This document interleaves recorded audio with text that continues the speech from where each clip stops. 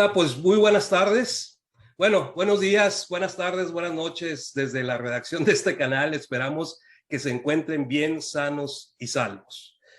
Ahora que este espacio nos permite llegar hasta ustedes a través de redes sociales, tengo el placer de platicar con un personaje que nos ha inspirado a muchos durante nuestras carreras profesionales y ha influido de alguna forma en nuestro desempeño como líderes en tecnologías de información.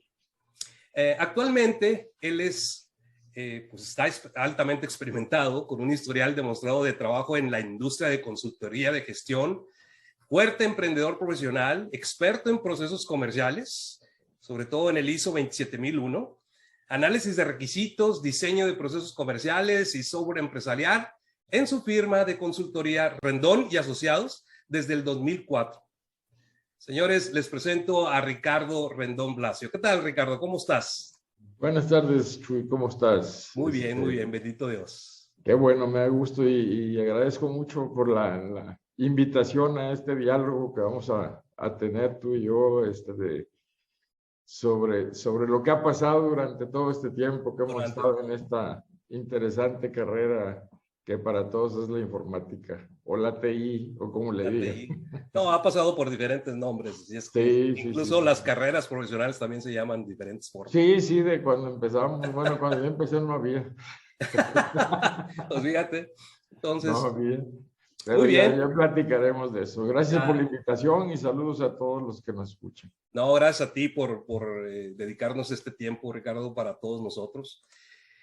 Y antes de tu actividad actual, hay mucha historia detrás, Ricardo.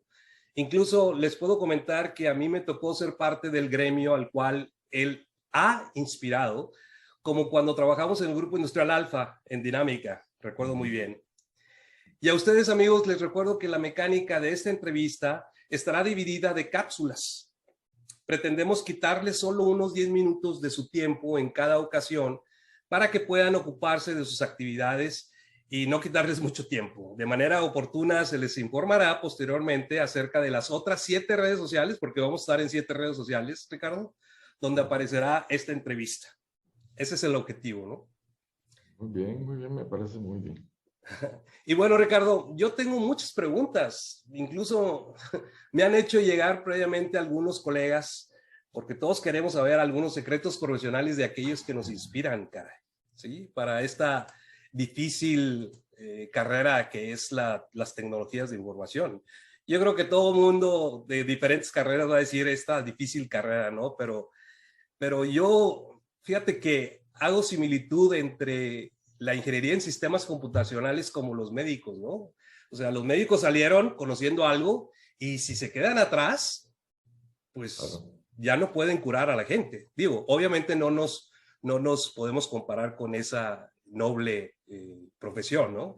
Pero nosotros también si nos quedamos atrás y no estudiamos, pues nos quedamos atrás. O sea, nos quedamos con el COBOL y nos quedamos con las tarjetas perforadas, etcétera, ¿no? ¿Sí? Así entonces... es. Vamos a recorrer un poquito el tiempo, Ricardo. Yo tengo varias preguntas, fíjate. Una muy importante. Cuando eras más joven, ¿cómo nace tu interés por dedicarte a la tecnología? Muy buenas memorias. En realidad, mi trato con la informática, con la TI, empieza cuando estaba estudiando ingeniería civil en el tecnológico. Muy bien. En el tecnológico, nuestro profesor, el ingeniero Rodolfo Treviño, conocido como FIFO, que era el jefe del departamento de civil, le gustaba mucho y había una clase en particular en ese tiempo, estamos hablando del 64, 65, sí, que se llamaba análisis numérico y programación. Sí.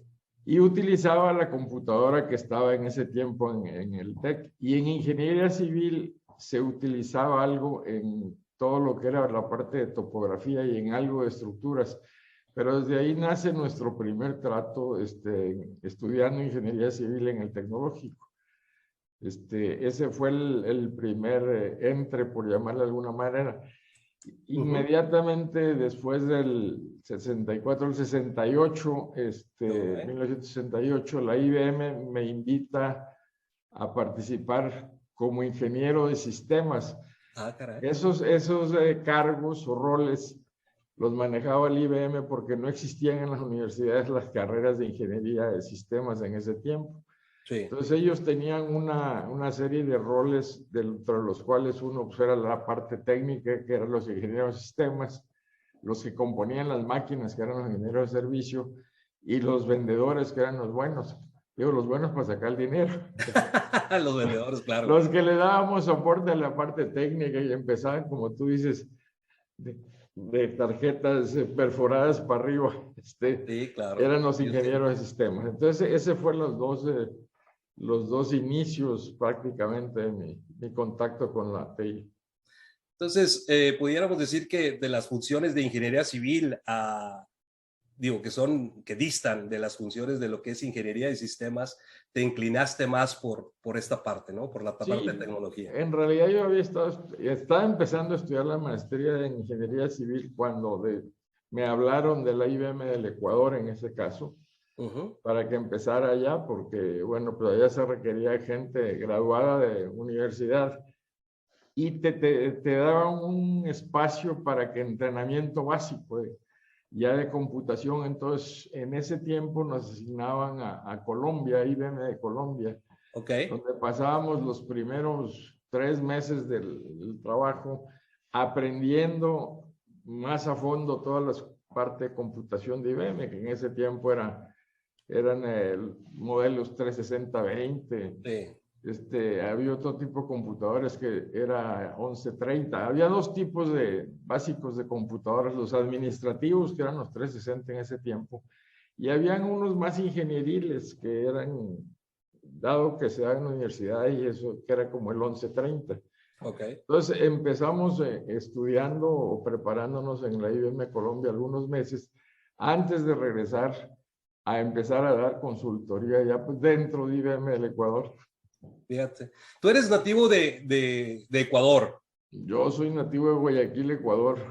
Viniste a estudiar ingeniería civil acá al Tecnológico de Monterrey. Así es. Vinimos el 64, me recibí el 68. Muy bien. Y a partir del 68 ingresé a la IBM del Ecuador. Del Ecuador. Muy bien. ¿Cuáles fueron, Ricardo, para nosotros que estamos desarrollando la carrera y sobre todo también para aquellos que están empezando el área de tecnologías de información? Obviamente dista mucho de lo que nosotros vimos en aquellos tiempos, pero ¿cuáles fueron tus principales responsabilidades que tuviste en tu primer trabajo? Bueno, hubo en los 2 trabajos, te digo, cuando estaba en el tecnológico, sí. Tuve, y por eso lo voy a mencionar, tuve la suerte antes de salir de ingeniero civil, me tocó empezar a dar clases. Entonces, di 5 clases a los arquitectos de clases relacionadas con ingeniería civil. Entonces, fue todo un semestre de aprendizaje mientras me recibía y estudiaba el primer semestre de la maestría de ingeniería civil. Entonces, esas 5 clases como que me dieron una preparación para manejar toda la parte académica, que ha sido una parte paralela de la vida que he tenido. Y por otro lado, ya una vez pasado este entrenamiento de Colombia, pues empezaron los trabajos con los clientes. Y desde luego, pues ahí pasas a hacer los roles de asesor iniciales a la gente que necesita implementar esos sistemas, que en ese tiempo la computación era algo como que era de otro mundo, ¿no? Entonces, cosas que a la gente que sabe de tecnología se le hace común y corriente. Cuando vas al negocio y empiezas a platicar cómo desarrollar un programa y qué es un programa, etcétera, pues son cosas que es un cambio muy fuerte para la gente administrativa. Y entonces eso eran los primeros pasos que dábamos para iniciar estas asesorías, que fueron básicamente en diferentes empresas en el Ecuador, y en particular una que fue la última que tuve en IBM el Ecuador, que fue la instalación de la computadora en equipo de trabajo de la Universidad Central de Quito. Ok. Entonces ahí implementamos el famoso equipo que en ese tiempo era el 1130, que era un computador que ya tenía Fortran, y entonces ya los estudiantes empezaban a manejar el famoso Fortran, que era un poquito más para ingeniería, y las otras cosas que eran como el COBOL, ¿verdad? El COBOL. O el RPG, Sí, en aquellos el momentos. recordado RPG que parece, decían que no era lenguaje, sino un dialecto. Sí, sí, así es. Pues Pues fíjate que esos, qué esos fueron interesante los... porque viendo ahorita las cosas en retrospectiva, ahorita las carreras dentro del TEC para ser maestro, para empezar a dar clase, incluso de maestro auxiliar, ¿sí? Debes de tener ciertos grados de maestrías, incluso doctorados para entrar como... Pero en aquellos tiempos, como tú bien lo dices, no había mucho recurso Sí, de cuál echar mano, ¿no? sí, Incluso yo pienso que la manera de capacitar a nosotros, a las personas que tuvimos la fortuna de estudiar en el Tecnológico de Monterrey, teníamos cierta esencia que nos pudiera hacer posible el poder dirigir grupos, porque se manejaba mucho la parte del liderazgo, incluso muchas actividades extracurriculares en donde se manejaban grupos, etcétera. O sea, era un ambiente bastante atractivo para quienes querían manejar ese tipo de cosas, ¿no? Entonces, digo, fíjate es que un... sí, es muy cierto, me recordaste Sí, porque yo estuve dando clase en la maestría de tecnologías de información en el TEC sí, por un poquito más de 30 años. Y esa, como tú decías, de repente las exigencias para el tecnológico era que una persona que diera clase en maestría debería tener doctorado. sí. Y entonces nos hacían seguir un proceso para demostrar que debido a la práctica que teníamos, más el título de ingeniería, era equivalente, y con eso el TEC tenía que justificar que alguien que no tuviera el doctorado, como era mi caso, pudiera dar clase en la maestría. Muy bien, ¿no? Digo, pues es una fuerte, vaya, distinción el poder hacer que instituciones como el Tecnológico Monterrey te tomen en cuenta para poder ser maestro de alumnos, ¿no? Porque es una experiencia, digo, bastante enriquecedora. Sí, cómo no. Muy bien. Ricardo, ¿cuánto tiempo después de graduado te llevó a ti el conseguir un puesto donde podías liderar equipos de trabajo? Fíjate que por las mismas antecedentes que hemos estado comentando, esto de que pues no Ujú. había mucha gente y había que guiar las implementaciones de la infraestructura en ciertas empresas, pues en automático ahí tú tenías que te ponían al frente primero como parte de un equipo para implementar, y posteriormente yo creo que entre los 6 meses y el primer año ya tenía que andar implementando directamente, y eso te hacía tratar de guiar un grupo de gentes, tanto de parte de la compañía, que en este caso era IBM, como de parte del cliente, que eran los que implementaban. Ajá. Entonces, eso fue las primeras experiencias de liderar grupos para perseguir el objetivo de que quedara implementado esta infraestructura que se requería en la empresa. No, pues digo, bastante interesante porque saliendo de una empresa para luego ser asesor y luego manejar los equipos de gente para poder atender a los clientes es una verdadera, vaya, experiencia para un recién graduado, ¿no? Cosas que a lo mejor las gentes de hoy necesitan una preparación, necesitan sobresalir tremendamente para que les den ese tipo de responsabilidades tan En realidad cortas. IBM fuera muy buena escuela, la IBM que nos tocó vivir y que todavía recordamos muchos buenos amigos ahí. Sí. Fue muy buena escuela porque te preparaban en diferentes sectores, no solo el técnico. Y entonces te preparaban justamente para poder manejar grupos, para poder manejar los clientes, para que tengas empatía, una serie de cosas que te ayudan definitivamente a poder manejar grupos. porque tenías que ir a lidiar cuando ibas a implementar una infraestructura, pues con los directores o con los dueños de las empresas o de las instituciones. Entonces, para eso requería cierto desarrollo de otras habilidades que ya no eran solamente las técnicas. Y en eso IBM fue una muy buena escuela. Para desarrollar esas habilidades que muchas de las veces, Ricardo, vienen innatas en la persona, ¿verdad? O sea, sí se pueden desarrollar, pero son más fáciles de desarrollar con aquellas personas que ya traen dentro de su personalidad o dentro de su proceso de formación, tanto en la casa como en la escuela, esa situación de poder dedicarse y tener esa responsabilidad sobre todo. Sí, yo creo que es una combinación que te guste hacer ese tipo de roles. Y posteriormente también esas posibilidades que te dé a la empresa donde trabajas o la empresa que estás liderando a que se haga esa capacitación, como tú dices. Quizás otra de las cosas interesantes de mencionar es que tú mencionaste dinámica. Bueno, en dinámica tuvimos la suerte de tener un director, en este caso el ingeniero Adrián Fernández, sí. que realmente él tenía esa visión de preparar a su equipo en las dos perspectivas.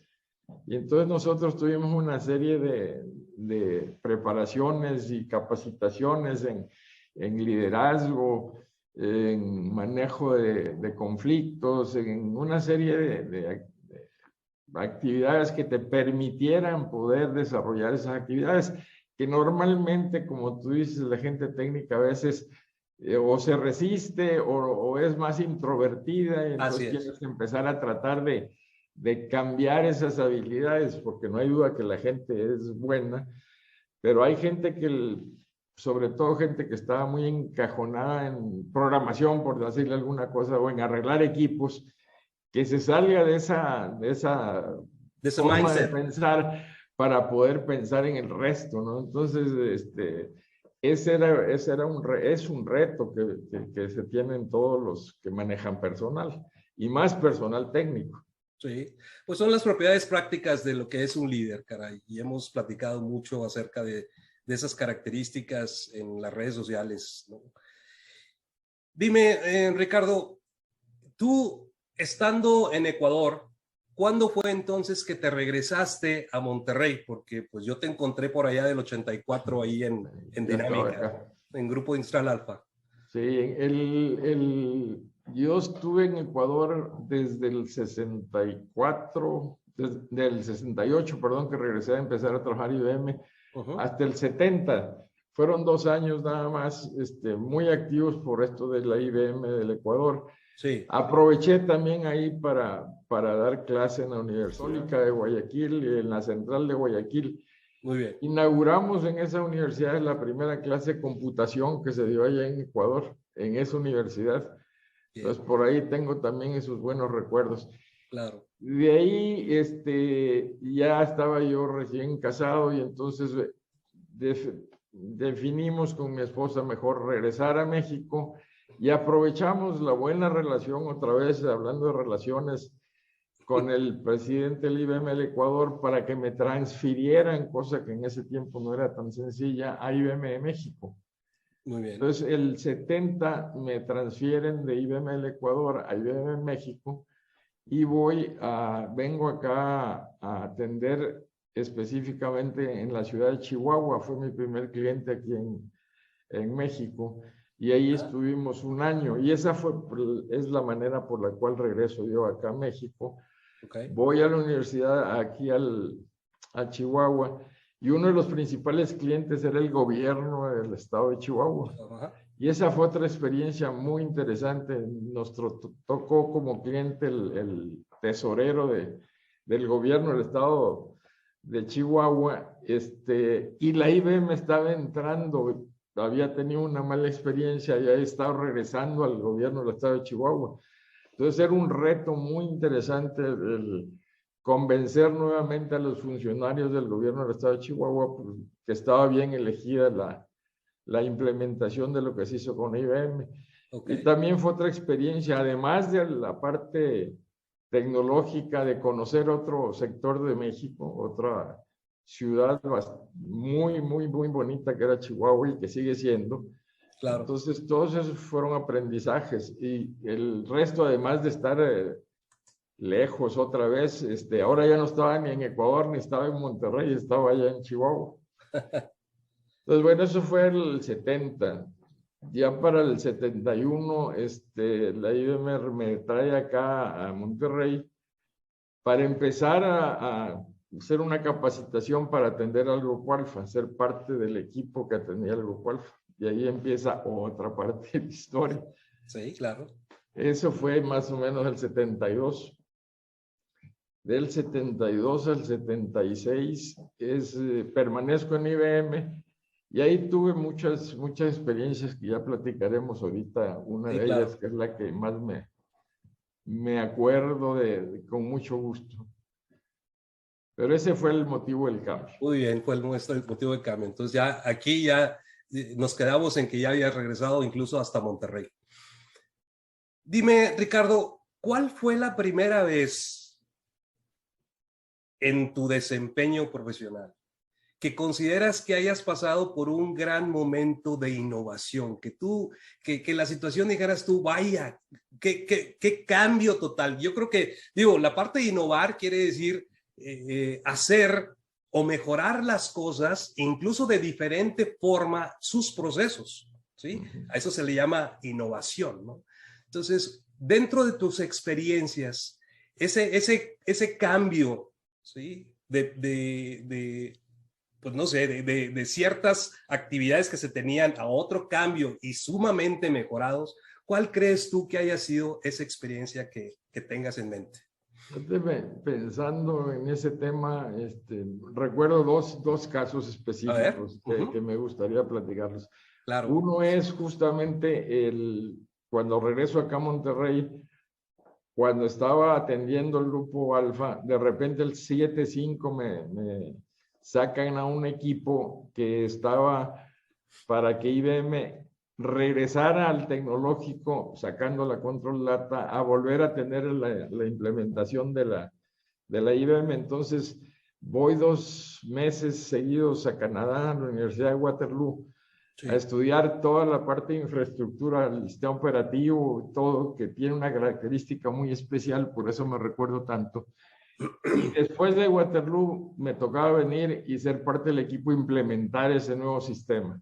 Muy bien. Ese nuevo sistema fue el primer sistema de Virtual Machine que empezaba desde el 75, ya estábamos hablando de Virtual Machine, y eran la posibilidad de que tú pudieras manejar varias computadoras virtuales al mismo tiempo a través del VM. Es por eso las siglas del VM en aquel tiempo de los nombramientos del sistema operativo. Dentro del tema de atención a los clientes, que eran los alumnos, el gran cambio y la gran innovación era que antes tú como alumno ibas con tu programa, tu tarea, la entregabas ahí en el centro de cálculo, regresabas al otro día, 24 horas, a ver si te habías equivocado en una coma o en alguna cosa de esas, ¿no? Entonces, con este nuevo sistema, lo que pasaba es que se puso en un cuarto y tú entrabas por una puerta y salías por la otra ya con los resultados. O sea, del tiempo de respuesta de 24 horas a inmediato, que ese es la innovación que dices tú, era fabuloso para los alumnos. Ahora, en vez de esperar 24 horas, pues entrar y salir con los resultados. Bueno, pues esa implementación de ese sistema es una de las cosas que me tocó vivir y de la cual me acuerdo mucho por eso y por lo del Virtual Machine y todo este tema de la Universidad de Waterloo. Fue muy satisfactorio y era un equipo tanto de IBM como del tecnológico. Sí, claro. En el tecnológico, en ese equipo pues, estaba Patricio López del Puerto, estaba Ramiro Flores, el doctor Fernando Jaimes. Sí, claro. Entonces, esa es la primera gran innovación por el impacto que tuvo en los estudiantes. Sí, yo en ese tiempo era estudiante, entonces me acuerdo exactamente y reconozco la situación tremenda. Sí. Fue algo increíble. Bueno, y la segunda era de cuando implementamos el ERP aquí en ILSA, Sí. que eso fue el año 1994. Y la razón del cambio fue porque primero empezamos a meter el ERP, el SAP en R3, que se llamaba, Sí. que fue el primero en Latinoamérica. Sí. Entonces, a mí me tocó dirigir ese proyecto desde el punto de vista de ILSA, junto con la gente de SAP. Y para SAP, pues también era su apuesta para Latinoamérica demostrar que sí funcionaba el software. Y por otro lado, era un software que tenía como visión, y sigue teniéndolo el ERP, visión de procesos. Entonces, eso iba en contra de la visión de silos que se maneja la organización y empezábamos a hablar del enfoque de procesos, apoyados además con la idea de Hammer, ¿no? de Mike Hammer, que fue uno de los que manejó eso, y desde luego de Michael Porter, ¿no? Entonces, esa fue otra de las cosas muy satisfactorias, considero, de gran cambio que hubo aquí, y que hasta ahora se recuerda dentro del mismo SAP, que fue el primer cliente de Latinoamérica que hizo ese cambio. Pues gran experiencia para todos los que apostaron, vaya, por esa experiencia y por esa situación que, digo, tanto para IBM como para SAP fueron la primera vez de poder instalar, y sobre todo en un grupo industrial tan importante, caray. Fíjate que ahí el equipo grande del mainframe se quedó con IBM y esa fue la otra apuesta. Nosotros implementamos también en esa ocasión el cliente servidor, que era el paso intermedio antes de llegar a la computación personal. Y ese proyecto lo hicimos, en ILSA con HP. Entonces empezamos, luego volvimos a regresar, pero esa es otra historia. Esa es otra historia. La realidad, el tema era que arrancamos con HP y HP pues, estaba feliz de la vida, además de... Sí, claro. Aunque no era todo el proyecto en sí, fue con ellos primera parte. Muy bien. Bueno, pues precisamente antes de que la siguiente pregunta que te tengo precisamente viene a colación en ese tiempo, ¿no? Fíjate que tanto a ti como a mí nos tocó la situación en el Grupo Industrial Alfa cuando el advenimiento de las computadoras personales, las famosas IBM PCs, ¿sí? ¿Cómo manejaste con tu equipo el advenimiento de la computación personal versus los servicios computacionales a través de mainframes? Un cambio así medio violento, por eso. Exacto. Además un cambio generacional, ¿no? Generacional, claro. Porque pues toda la gente joven traía el tema de las PCs. En la realidad, acá había un tema que como al principio, como el nombre lo indica, es computación personal. Entonces, hicimos una separación entre lo que le llamamos sistemas institucionales. Sí. Eran los grandes sistemas normales de la cadena de valor y todo lo que estaba en el mainframe, con los sistemas departamentales, que a veces ya nacían algunas aplicaciones específicas para ingeniería y para otras áreas, en las cuales entraban las minis, que eran el intermedio. Proceso distribuido, ¿no? Proceso distribuido, exactamente. Y después venían las personales. Entonces las personales, la computación personal era todo lo que era para sacarte productividad, ¿no? Que habían empezado un poquito con las WAN, si tú te acuerdas, sí. Seguramente que sí. Sí, claro. Con todos los procesadores de palabra, que fue donde empezaban, ¿no? Y posteriormente sí. Con el Excel, ¿no?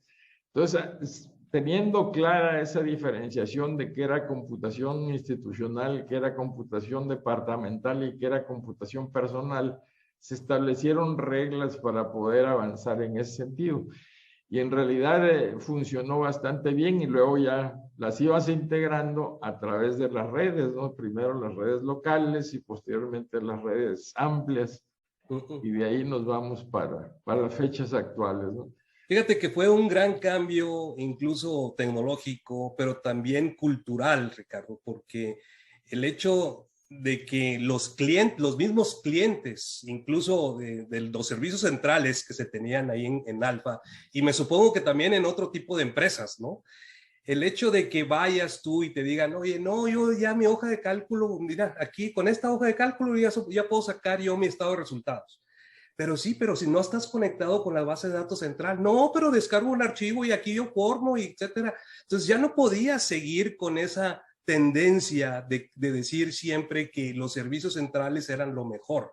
Entonces tenías que tener cierto compromiso con la nueva tecnología, y dado que, pues, digo, obviamente éramos líderes en la parte tecnológica, teníamos que aceptar ese tipo de equipos y también ayudar a ese cambio cultural de los usuarios.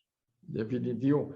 Es que tú, como bien mencionas, pues todo lo que nació con el Excel, con el PowerPoint, con todo lo que fue el paquete Microsoft y otros paquetes estadísticos, claro, y otras cosas, pues ya no era posible contenerlos a todos en el mainframe, ¿no? Entonces tenías que permitir esa libertad y ese desarrollo. Claro. Y a su vez, eso generaba un reto en las empresas y en los departamentos de TI para preparar a tu gente también en ese tipo de facilidades. Porque tú tenías que tener gente especialista después en Excel y especialista en sistemas operativos pequeños para que puedan dar esa asesoría que de todas maneras se requería. Y además, de cierto modo, salvaguardar un poquito la integridad de los datos, porque si no resultaba que de ahí nacía que en Excel tenías una información, en el mainframe tenías otra. Claro. Al final de mes los datos no checaban, entonces empieza esa disyuntiva de yo tengo mis datos, pero yo tengo otros, que se han puesto tanto de moda en el país últimamente. Claro, claro. Sí. Pero eso pasaba mucho en las empresas, ¿no? Que a la hora que tú llegabas al corte del mes, cada quien tenía sus datos y luego cada departamento tenía su información. Y también ahí se genera o nace esta necesidad que la gente a veces no la focaliza bien, de tener una arquitectura de datos clara y claro, única en la empresa. Y una sola fuente de datos, una sola fuente de datos. Y que además eso te lleva al otro tema de moda, que es la seguridad de información. Sí, claro. Porque cuando tú tienes algo que es interesante, Siri, volver a revisar esto de los Exceles, y uno de los males del mundo moderno siempre es que los Exceles viven en otro mundo fuera de la información institucional. Claro. No, y es fácil encontrar a auxiliares de contabilidad, decir, oye, no, ese estado de resultados está mal porque no coincide con el mío. Claro. Bueno, ¿y quién te dice que el tuyo es el correcto, cara? Claro. Entonces, sí, fue un gran cambio incluso.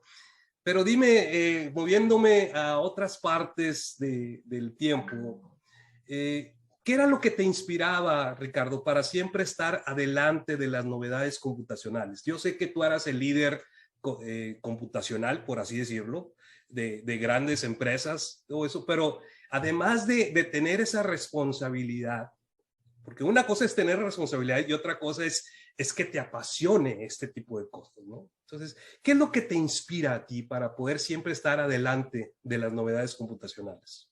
En realidad el tema de esto es que si tú no te actualizas, por ahí hace muchos años en IBM teníamos ese dicho de que en educación no hay obsolescencia. O sea, el problema es que en esto de la tecnología, y lo mismo que pasa con los médicos que tú mencionaste al principio, sí, si tú te descuidas tantito, te quedas fuera.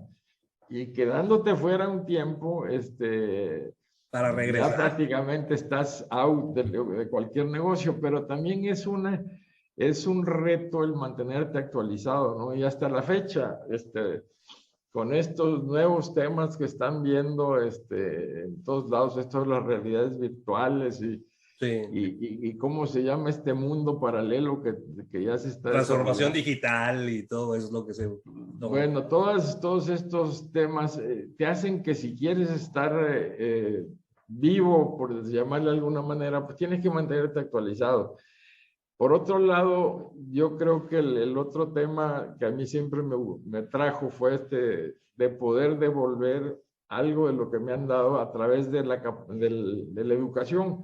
Sí. Entonces, esa fue la razón por la cual estuve más de 30 años dando clase en el tecnológico hasta el 2015, 2014, por ahí. Muy bien. Y una de las cosas que aprendes también cuando das clase es que tú sacas más a veces de los alumnos que lo que tú das allá, porque tú aprendes de todos, ¿no? O sea, yo creo que es muy importante el entender que cada quien puede enseñarte algo, ¿no? Claro.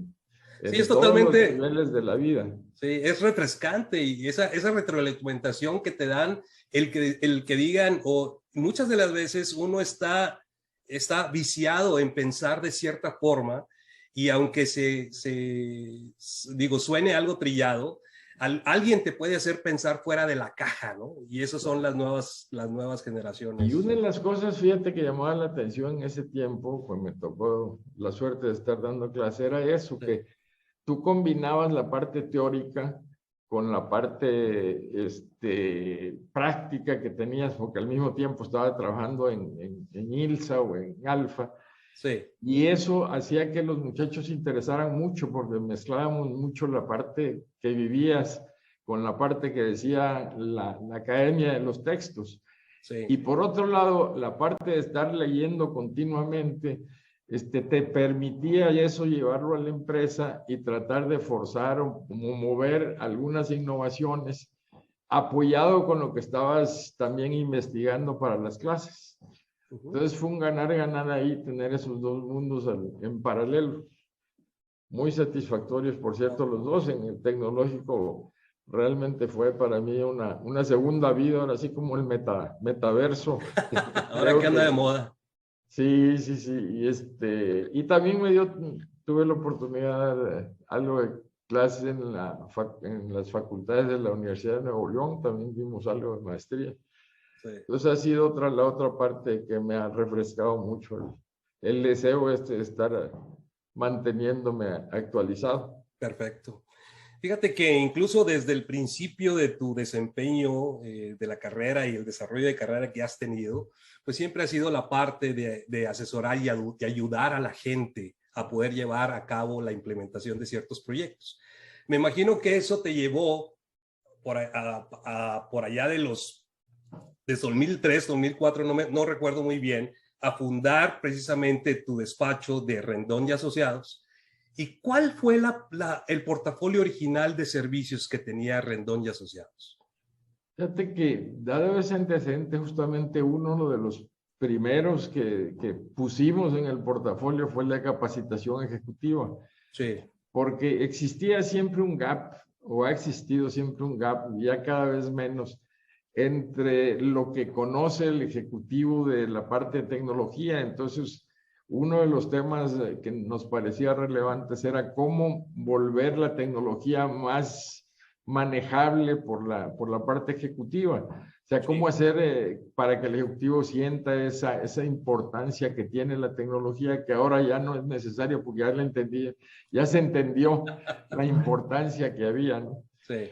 Aunado a eso, increíblemente en ese tiempo salimos con lo de seguridad de información como otra parte del portafolio. Y en eso de seguridad de información, a nosotros se nos hacía muy importante, pero sobre todo se nos hacía importante la conciencia de la seguridad de información a nivel ejecutivo, claro, que es por donde pensamos que se debe empezar cualquier proyecto de seguridad de información. Y nos tocó en suerte estar participando y asesorando a un grupo muy grande, me reservo el nombre, sí, donde sacamos la primera política de seguridad de información de ese grupo, firmada por el director general de ese grupo en ese entonces, y estás hablando ya de bastantes años atrás. Sí. Y desde luego apoyado con los ISOs, que ya estaban apoyados con los COVID y apoyados con toda la infraestructura o el ecosistema de seguridad de información que existía, pero que era muy difícil que las empresas entraran a ese concepto y que la alta dirección le diera la prioridad que le están dando ahora. Ahora ya estamos un poquito contrarreloj, pero todo lo que, cuando antes hablabas de tener un sistema de respaldo y duplicado, pues el costo te lo hacía, pero no se visualizaba la relevancia que iba a tener, ¿no? Ahora ya sabemos de qué se trata esto y cada vez hay que estarse actualizando y modernizando. Pero la seguridad de información fue otro tópico muy importante. La otra, dada la experiencia de los RPs, pues fue la asesoría en cómo implementar. No fuimos nunca implementadores, sino cómo implementar los RPs en una empresa. Participamos en varios proyectos aquí en Monterrey sobre la implementación de RPs, sí, apoyando a los implementadores. Y el otro que en ese tiempo también era novedad era el outsourcing. O sea, empezaba el outsourcing. Entonces, nosotros habíamos sido una de las primeras empresas en México de hacer el outsourcing de ILSA, sí, hacia IBM en este caso. Y esa experiencia nos permitió, a la hora que nos jubilamos, pues, formamos este despacho de dar las primeras consultorías de outsourcing. Sí. Entonces también participamos en algunos de los contratos de las empresas grandes y medianas de aquí en Monterrey en el tema del outsourcing. Entonces ese era más o menos los temas que tratábamos más en ese tiempo. Muy bien, muy bien. Y hay otra parte de tus actividades que también es interesante, tú, Ricardo. Ser portavoz de tecnologías y nuevos procedimientos al grado de ofrecer seminarios y pláticas. Yo me acuerdo por ahí que te veía en diferentes seminarios y congresos e incluso hasta en portadas de revistas que tú participabas en este tipo de cosas. ¿Qué fue lo que pudieras decirnos acerca de esa experiencia de poder impartir esos conocimientos, pero no solamente en las aulas, sino también a grandes eventos, porque pues antes incluso de la pandemia, había eventos que reunías a más de 2,000, 3,000 gentes, caray. ¿Sí? Yo creo que una es la facilidad que se te da a la hora de estar dando tanto tiempo clase, ¿no? Claro. Eso te permite, por lo menos, como diría vulgarmente, hacer callo para poder un poquito expresarte, así como tú, que pues, tienes una facilidad muy buena para comunicarte.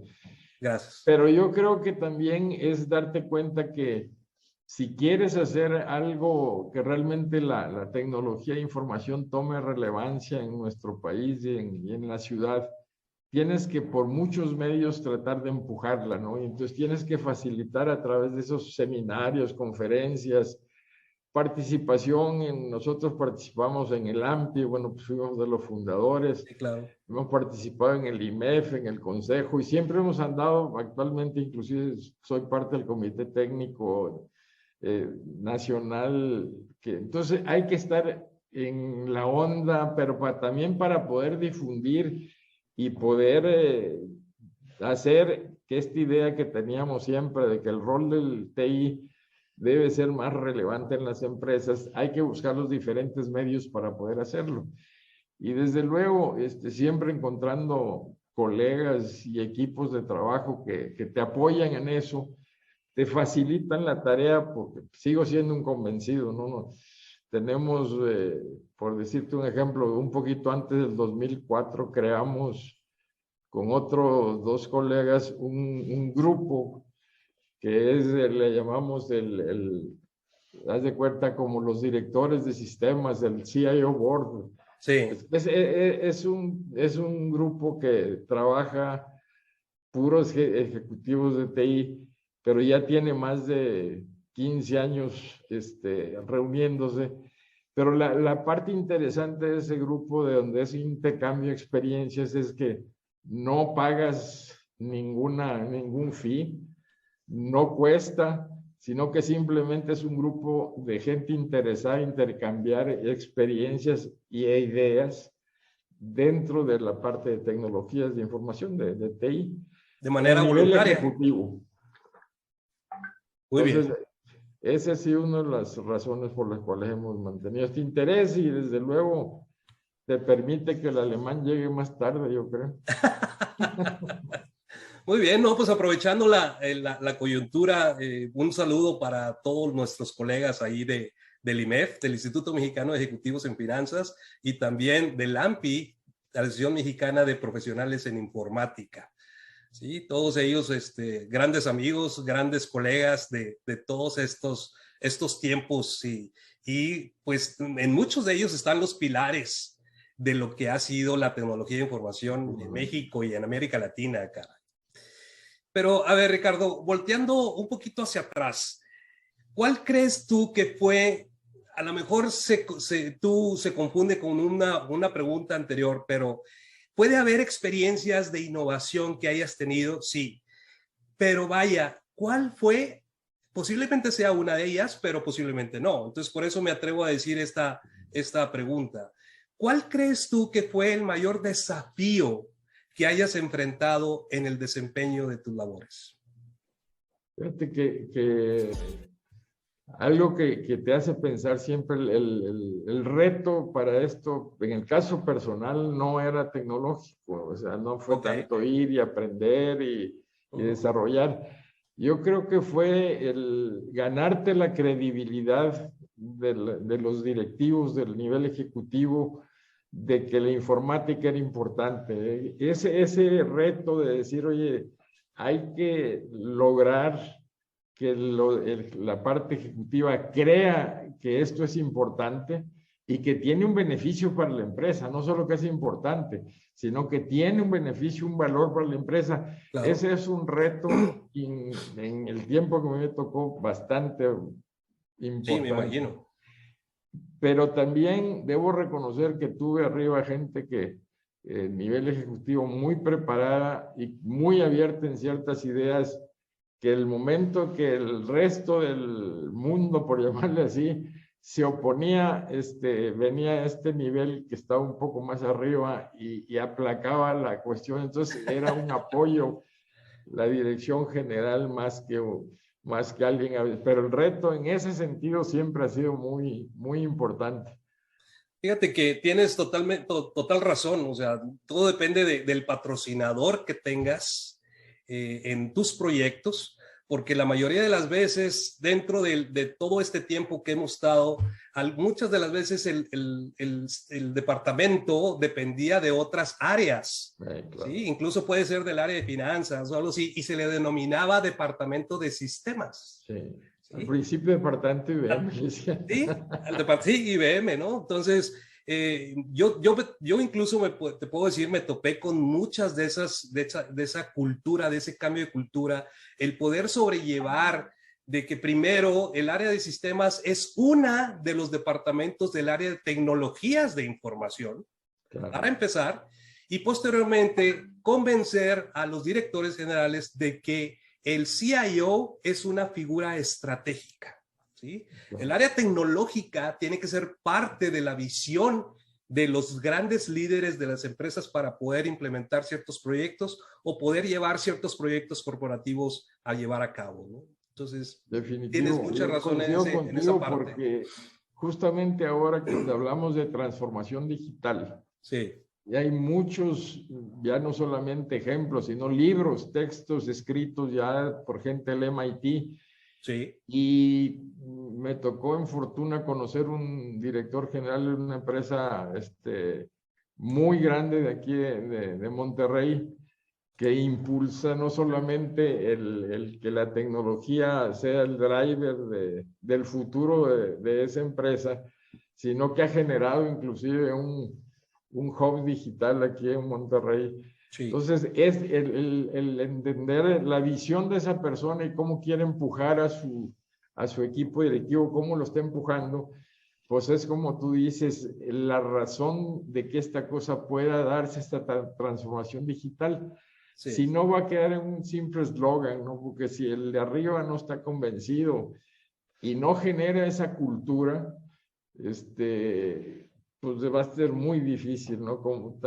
Tan complicado como, por eso fallaban todos los ERPs, porque En realidad, la implementación del ERP no era tecnológica, era mucho más lo que tú mencionaste al principio de procesos, Sí. en la cual la tecnología empujaba los procesos, pero era el enfoque de procesos, y el enfoque de procesos tenía el problema de que como no era funcional, sino que era a lo largo de la cadena de valor, pues siempre se enfrentaban los problemas entre direcciones y los problemas humanos, vaya, Sí. que también hay que ponerles un buen ojo, ¿no? Porque esta cuestión no solamente a la tecnología va muy pegada con los recursos humanos, cómo los preparas al cambio. Realmente es un cambio muy fuerte todo esto de la transformación digital. Y si a eso le añades la parte generacional, que las nuevas tecnologías ya vienen embebidas en las nuevas generaciones, todavía los cambios son más complicados, ¿no? Entonces, Sí. esta parte de enfocarte también al recurso humano para poder guiarlo en esta transformación es vital, y además del soporte este que hablábamos ejecutivo para lograr los resultados. Muy bien, Ricardo, pues fíjate que estos últimos comentarios que hemos tenido dan perfecto pie para la siguiente pregunta que te tengo. Digo, la plática está padrísima y yo creo que hay material, vaya, para muchas más entrevistas. Sin embargo, estamos llegando aquí al tiempo que nos limita esta plataforma.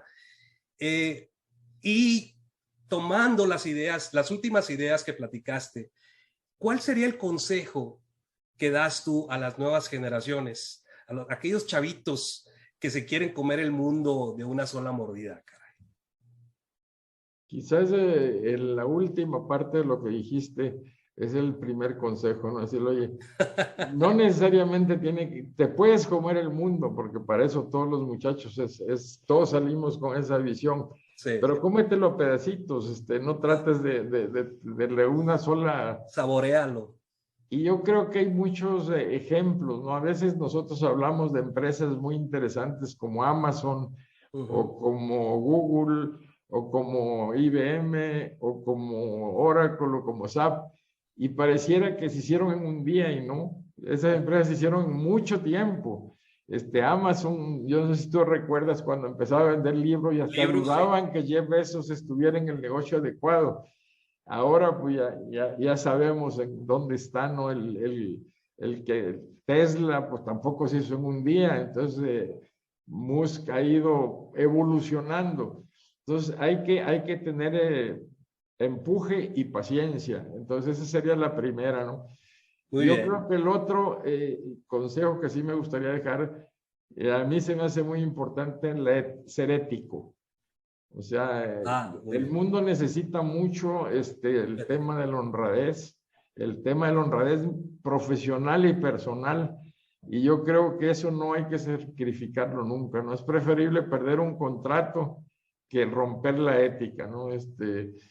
Yo creo que ese sería lo más importante que yo les podría comentar. No, pues perfecto. Pues Ricardo, te damos las gracias. Digo, yo creo que todo el mundo está muy entretenido con todo este tipo de conceptos, el de tener a una persona que ha tenido una experiencia vasta, caray. Y ha sido maestro, por algo te llaman gurú de la TI, pero es una persona de las que siempre hay oportunidad de aprender. Y una de las cosas que yo me llevo de esta plática, Ricardo, es que precisamente una persona que se dedica a la tecnología necesariamente tiene que tener esa parte de aspecto humano, caray. ¿Sí? Es decir, bueno, la tecnología va a servir, pero para cuestiones, para ayudar a la humanidad a poder desempeñar y a poder implementar ciertos proyectos de vida. ¿Sí? Y eso es muy importante. Gracias por todo, pero yo creo que algo que tengo que mencionar también, Sí, claro. que me gustaría mencionar, Ajá. es que todo esto no fuera posible si no hubiera estado rodeado de gente, de equipos de trabajo de gran valía, ¿no? Muy bien. En la vida me tocó, gracias a Dios, la oportunidad y la suerte de trabajar con gente de primer nivel. Y a diferencia de los que piensan que la gente de primer nivel te hace la competencia, yo soy convencido de que esa gente es la que te ayuda a poder hacer y realizar mejor las cosas. Definitivo. Hemos tenido la suerte de tener gente a los lados, abajo y arriba, de primera calidad. Y pues les agradezco a todos ellos, a los que me han enseñado todo el tiempo, pues hasta dónde se ha podido llegar. Y ya te agradezco a ti mucho la oportunidad de dialogar esto, porque es muy motivante también para uno. Sí. Aprender de ti y de otras gentes, todo el esfuerzo que hacen, porque tú haces un esfuerzo muy interesante en difundir estos temas y otros que tú y yo hemos disfrutado a través de la voz que te regaló Dios, que también es otro don. Es otro don. Creo que hay que seguirlo difundiendo. Claro que sí. Ricardo, pues yo te agradezco mucho a nombre de todos. Señores, vamos a continuar con otro tipo de pláticas. Hay otras pláticas adicionales. Se han acercado diferentes personas, diferentes personalidades, incluso también a transmitir sus conocimientos. Entonces, Ricardo, de nuevo te agradezco mucho, señores, y a ustedes también. Muy buenas tardes, noches o días, como ustedes prefieran.